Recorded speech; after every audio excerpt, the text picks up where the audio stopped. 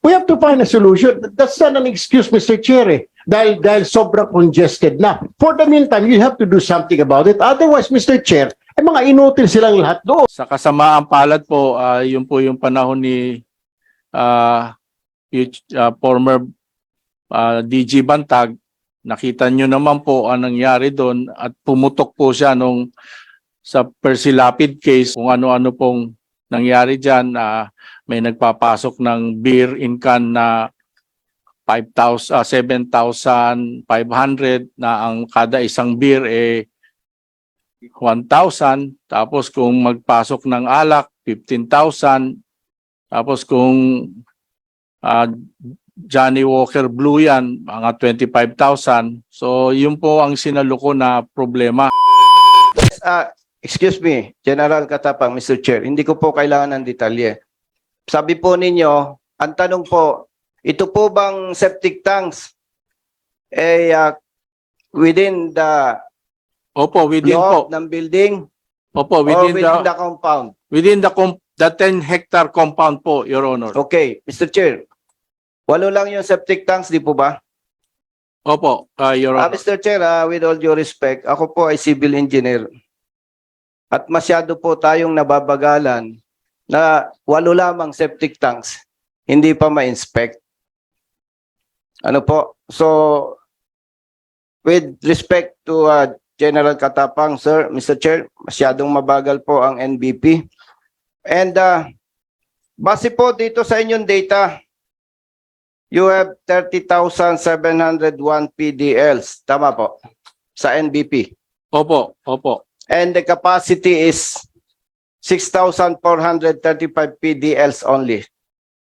Yes, Mr. Chair. Yes, Your Honor. And Mr. Chair, ang occupancy rate po ng NBP is around 477%. Meaning, meron po ditong congestion rate na 321%. Mr. Chair, ano po ang plano ba dito ng NBP dito sa congestion rate na ito?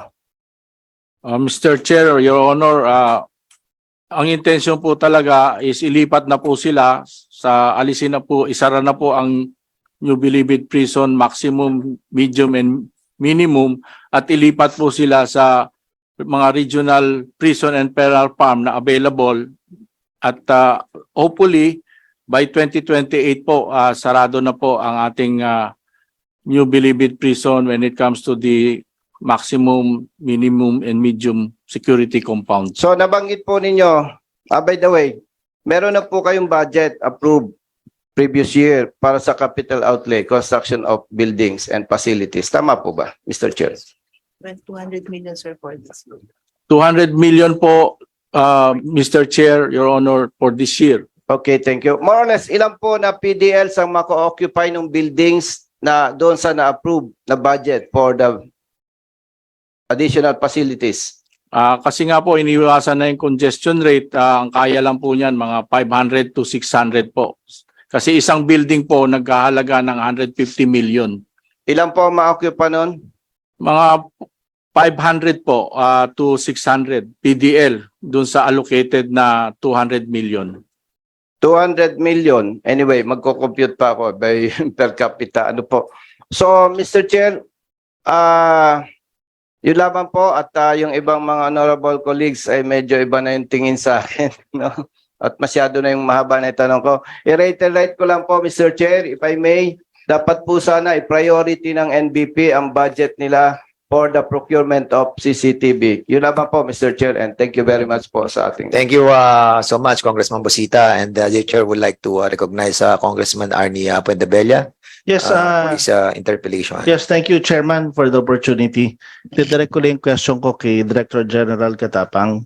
Just to follow up yung mga tanong ni Congressman Busita. Correct if I'm wrong, you were appointed as Director General October 4, 2022. October 24 po, 2022, Mr. Chair, Your Honor. Okay. So, this is safe to say na yung paggawa po ng budget ay wala pa kayo noon for 2023. Wala pa po, Mr. Chair, Your Honor. So, even the budget, inherited nyo lang po dun sa past administration. Yes, Mr. Chair, Your Honor.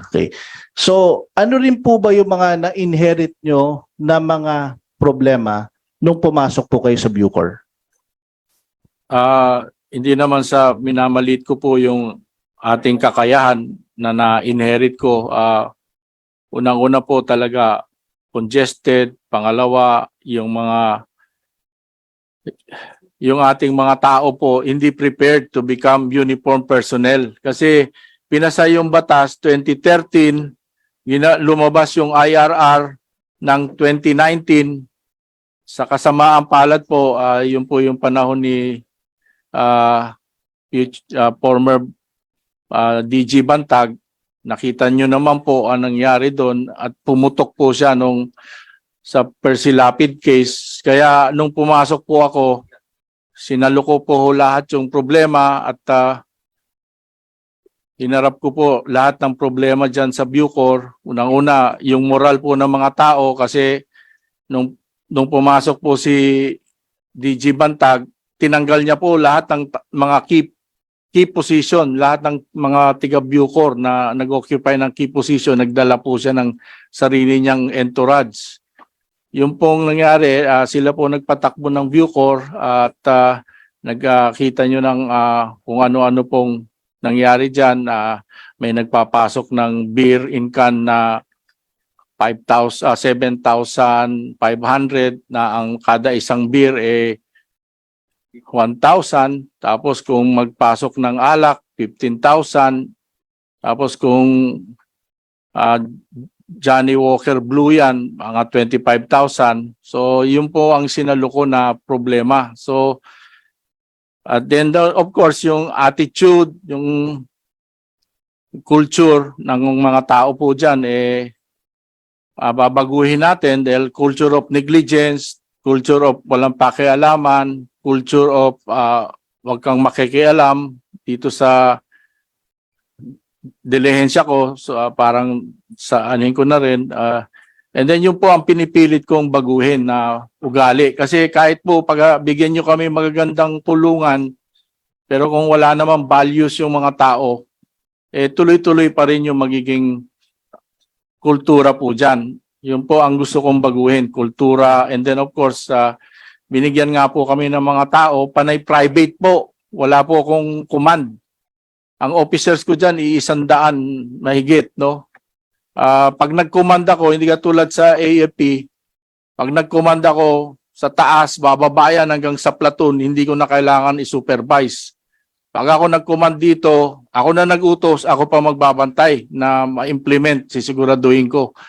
Kaya yan po ang gusto ko pong ibangon ng Bucor dahil hindi naman pwedeng ipasok pag masama ang mga tao, pasok tayo sa, pasok tayo PNP pa. Kailangan po yung Bucor ang manindigan. Kaya yan ang appeal ko sa kanila.